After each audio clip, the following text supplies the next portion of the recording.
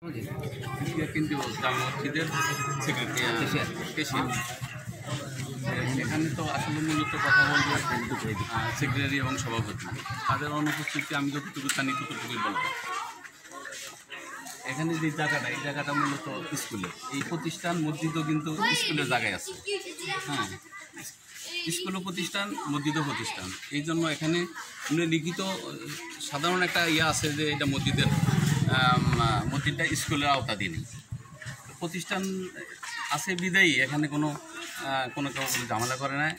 এবং কিছুদিন আগেও হেডমাস্টার এই সঙ্গে বলছে, তার কাছে দেওয়া হয়েছে যে আপনি একটা ডকুমেন্টস দেন, সে একটা ডকুমেন্টস দিছে যে এখানে যে জায়গা এগুলো সব মসজিদ বুক করবে, এরকম কথা বলা হয়েছে।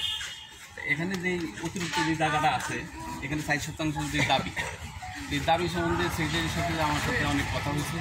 সেটাই আমি বললাম যে আগে যে মসজিদটা আমাদের পুরান মসজিদ ভবন সেটা ভাঙছে নতুন করে করার জন্য, এটা দীর্ঘমেয়াদী হয়ে গেছে, অনেক দিন হয়ে গেছে। আরও একটু সমস্যা ছিল, এই সমস্যাটার একটু সমাধান হয়েছে এই টাকা নিয়ে।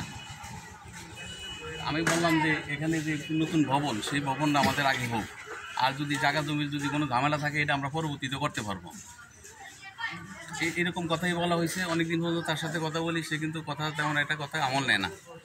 আর গত শুক্রবারই তো শুক্রবারে দুপুরে জুমায় এখানে আলোচনা বিতরণের একটা কথা হয়েছে মসজিদে। হ্যাঁ, আমিও ছিলাম, আমি শুনছি। আমি মসজিদে যখন নামাজ শেষ হয়েছে অনেকেই বের হয়ে গেছে, বিভিন্ন এরা মাপজোপ করছে, কিন্তু আমি সেখানে যাইনি, কারণ আমার কাছে জিনিসটা ভালো লাগে না। পরবর্তীতে আমি চলে গেছি বাড়িতে, মসজিদ থেকে আমি বাড়িতে চলে গেছি, আমি এদিকে আসিনি। আর রাতে আমি যখন আমি অন্য মসজিদে নামাজ পড়ছি, তাড়াতাড়ি আংশিক করছি, আমি পরের দোকানে গেছি। এর মধ্যে আবার মাইছে যে মসজিদে মানে এখানে মসজিদের জায়গা উদ্ধার হইতে আছে, আপনারা সবাই আসেন। মাইকিং করছে সেক্রেটারি মোহাম্মদ ফয়েজ। আর কতদিন ধরে কাগজপাতি যে সাইজে আমি এখানে আসিনি, পরে আমি রাতে আমার বাড়িতে উঠেছি। আমি কিন্তু মসজিদের কাছে তার কাছে আমিও এটা এইভাবে চাইনি, এটা তো আর একটু আসলে সেখানে করছে। তখন আমি কিন্তু সেক্রেটারি বলছি যে সেক্রেটারি সাহেব আপনি যে কোনো কিছু বাড়াবাড়ি করবেন এটা পারবেন না, কারণ যেহেতু এখানে এটা নিষেধাজ্ঞা হয়েছে, হ্যাঁ, এটা আইনের মাধ্যমেই যাইতে হবে। কারণ এখানে যদি আমরা কিছু করতে যাই তাহলে সেটা আমরা কিন্তু আইনের কাছে দায়ী হয়ে যাব। হ্যাঁ, এই কথা আমি বলছি তাকে, কিন্তু তারপরে সে আমার সহকারী সেক্রেটারি এই হাবিব এরা আমরা কিন্তু দুজনে কিন্তু খুব বিরোধী ছিলাম এটার ব্যাপারে, এই ব্যাপারে মানে এখানে ভাঙ্গাচুরের ব্যাপারে। এগুলি তো আমরা জানতামই না, এই যেহেতু আনছে এইটাও আমি জানি না। আমি কিন্তু বাজার আমার দোকান আছে, তারপর রাতে যখন শুনলাম যে ডিকোয়াইনটা ভাঙতে আছে, তারপর আমি আসিনি, কারণ আমার কাছে জিনিসটা খুব খারাপ লাগছে যে এইভাবে কোনো একটা সমাধান হয় না। এই আজকে যেটা করি এখন তো বিশাল ঝামেলা করে। আচ্ছা, মসজিদ যেটা আপনারা জায়গা দাবি করে ভাঙছেন, এটা কি আগে বাউন্ডারি দেওয়া ছিল? হ্যাঁ, বাউন্ডারি, এই মসজিদই বাউন্ডারি দিচ্ছে। আচ্ছা, তো এখন বাউন্ডারি এবং আদালতের নিষেধাজ্ঞা এই দুইটা ওভার করে কি আপনারা ভাঙার ক্ষমতা রাখেন? না রাখেন। এরা ওই সেক্রেটারি তার নিজস্ব আমি সভাপতির সাথে আলাপ করছি, সভাপতি না বলছে যে কোনো বাড়াবাড়ি করবো না। সভাপতি মোহাম্মদ ইউসুফ, বর্তমান হাফেজ ইউসুফ, উনি ঢাকাই আছেন। আমরা জয়েন্ট সেক্রেটারি মানে আপনার সহকারী সেক্রেটারি, আপনার বক্তব্য রেখে দেবো। আপনি তো এই বিষয়ে কি জানেন?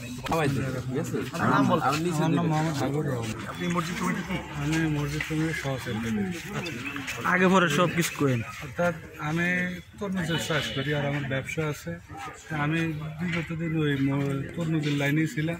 শুক্রবারে নামাজ পড়তে আইছি, নামাজের এগুলা নিয়ে আলোচনা আছে এই শাহাবুদ্দিন স্যারের ছেলে, মানে জিজ্ঞাসা করলো সেক্রেটারিকে, পরে কইল যে স্কুলে আদালতের রায় পাইছে এই শতাংশ পরে নামাজ শেষ হয়েছে। শেষ হওয়ার পরে আপনার নয়ন ভিডিওটি করার পরে এই ভিডিও করে আর কি, পরে আমরা বাড়িতে গেছি, বাড়িতে না বেড়া দিই, আমি দোকানে গেছি, ইফতার করে আমাকে ফান জায়গা না মুসল্লিরা অনেকবার বসছে, কিন্তু বসে নাই।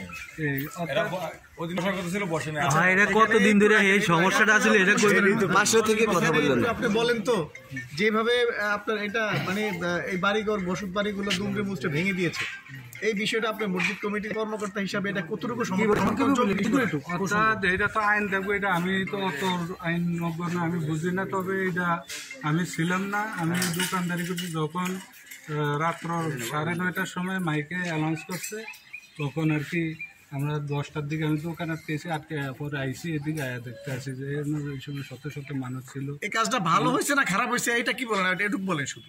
ভালো হয়েছে, এটা আপনারা তো ভালো বোঝেন, এটা তো আমরা বুঝি না কিছু। আপনাদের দৃষ্টিতে এটা